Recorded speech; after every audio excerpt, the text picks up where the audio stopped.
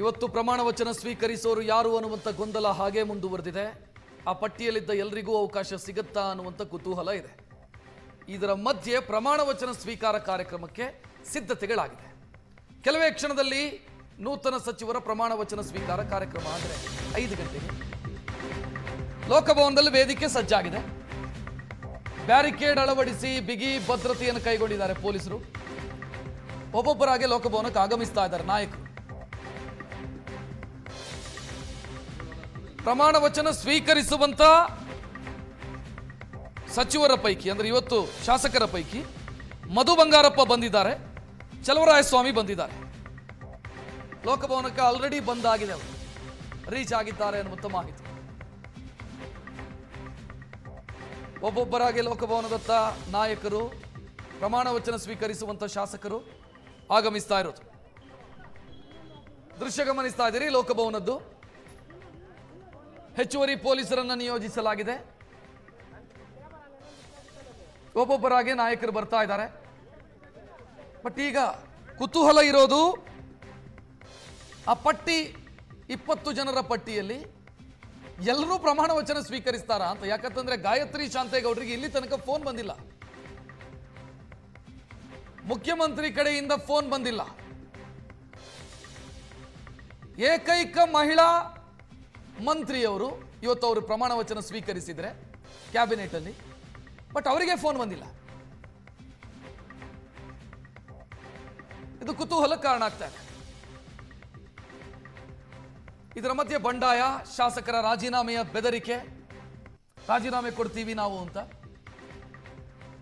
ಒಬ್ರು ಇವತ್ತೇ ಕೊಟ್ಟರು, ಮತ್ತೊಬ್ಬರು ನಾಳೆ ಬೆಳಗ್ಗೆ 10 ಗಂಟೆಗೆ ಮುಹೂರ್ತ ಫಿಕ್ಸ್ ಮಾಡಿದ್ದಾರೆ. ಇನ್ನೊಬ್ರು ಕ್ಷೇತ್ರದ ಜನರ ಜೊತೆಗೆ ಮಾತನಾಡಿ ನಾನು ರಾಜೀನಾಮೆ ಕೊಡ್ತೀನಿ, ನಾನೊಬ್ಬ ಅಲ್ಲ, ನನ್ನ ಜೊತೆಗೆ ಇನ್ನೂ ಹಲವರಿದ್ದಾರೆ ಅಂತ ಹೇಳ್ತಾ ಇದ್ದಾರೆ.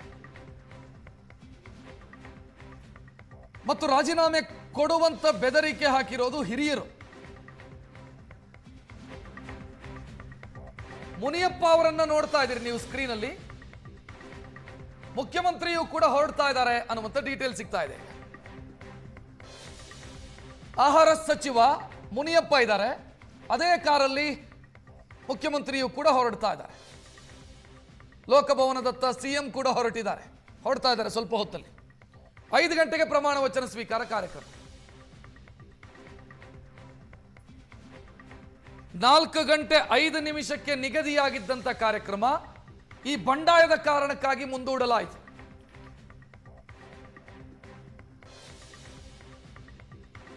ಕೊನೆಯ ಕ್ಷಣದಲ್ಲಿ ಹೆಸರುಗಳು ಬದಲಾಗುತ್ತಾ ಅನ್ನುವಂಥ ಕುತೂಹಲ ಇದೆ. ಅದರಲ್ಲೂ ಗಾಯತ್ರಿ ಶಾಂತೇಗೌಡ ಹೆಸರು, ಸಿದ್ದರಾಮಯ್ಯ ಅವರದ್ದು ವಿರೋಧ ಇದೆ ಅದಕ್ಕೆ.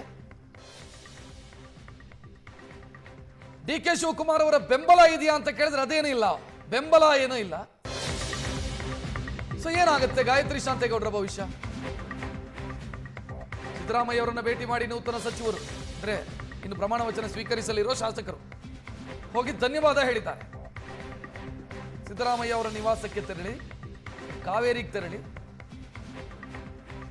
ಅವರ ಹುಟ್ಟುಹಬ್ಬವೂ ಕೂಡ ಇವತ್ತು, ಅದಕ್ಕೂ ಶುಭ ಕೋರಿ ಮಂತ್ರಿ ಆಗ್ತಾ ಇದ್ದೀವಿ, ನಿಮ್ಮ ಸಹಕಾರಕ್ಕೆ ಧನ್ಯವಾದ ಅಂತ ಹೇಳಿದ್ದಾರೆ. ರಾಜಭವನ್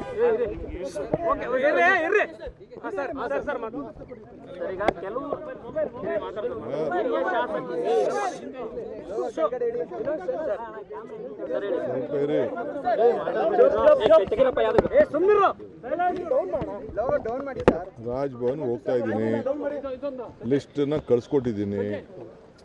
ಅರ್ಥ ಆಯ್ತಾ? ಜಾಸ್ತಿ ಜನ ಶಾಸಕರಿದ್ದಾರೆ, ಎಲ್ಲ ಭಾಳ ಜನ ಹರ್ರಿದ್ದಾರೆ. ನಾನು ಇಲ್ಲ ಅಂತ ಹೇಳೋದಿಲ್ಲ. ಪಕ್ಷ ಕೆಲವು ಸಂದರ್ಭದಲ್ಲಿ ತೀರ್ಮಾನ ಮಾಡ್ತಾರೆ. ಈಗ ನನ್ನನ್ನು ಕೂಡ 2004ರಲ್ಲಿ ಮಂತ್ರಿಗಿರಿ ನನ್ನೇ ತಗೊಳ್ಳಿಲ್ಲ. ಸಿದ್ದರಾಮಯ್ಯನವ್ರ ಸರ್ಕಾರದಲ್ಲೂ ನನ್ನ ಸ್ಟಾರ್ಟಿಂಗಲ್ಲಿ ತೆಗೆದುಕೊಂಡಿರಲಿಲ್ಲ. ನಾವು ತಾಳ್ಮೆಯಿಂದ ಇದ್ದದಕ್ಕೆ ಈ ಸ್ಥಾನದಲ್ಲಿ ನಾನು ಕೂತಿದ್ದೀನಿ. ಎಲ್ಲರಿಗೂ ರಿಕ್ವೆಸ್ಟ್ ಮಾಡ್ತೀನಿ, ತಾಳ್ಮೆಯಿಂದ ಇರಬೇಕು. ಎಲ್ಲರಿಗೂ ಒಂದಲ್ಲ ಒಂದು ಅವಕಾಶಗಳು ನಾವು ಕ್ರಿಯೇಟ್ ಮಾಡ್ತೀವಿ. ದಯವಿಟ್ಟು ತಾಳ್ಮೆಯಿಂದ ಎಲ್ಲರೂ ಇರಬೇಕು.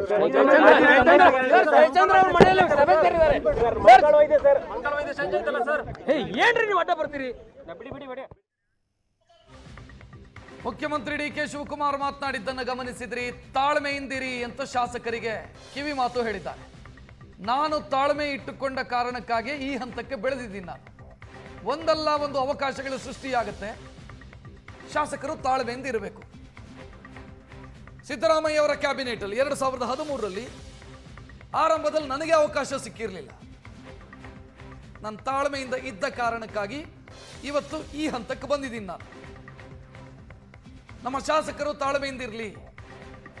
ಕೆಲವೊಮ್ಮೆ ನಿರ್ಧಾರಗಳನ್ನು ಹೈಕಮಾಂಡ್ ತೆಗೆದುಕೊಳ್ಳುತ್ತೆ, ಅದು ನಮ್ಮ ಪರವಾಗೇ ಬರುತ್ತೆ ಅಂತೇನಲ್ಲ.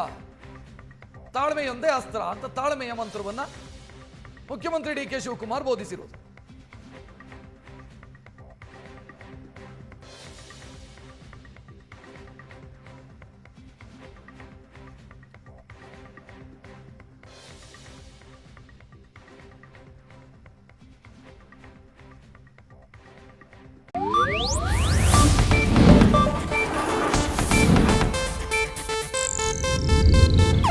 ಇದು ಏಷ್ಯಾನೆಟ್ ನ್ಯೂಸ್ ನೆಟ್ವರ್ಕ್ ಪ್ರಸ್ತುತಿ.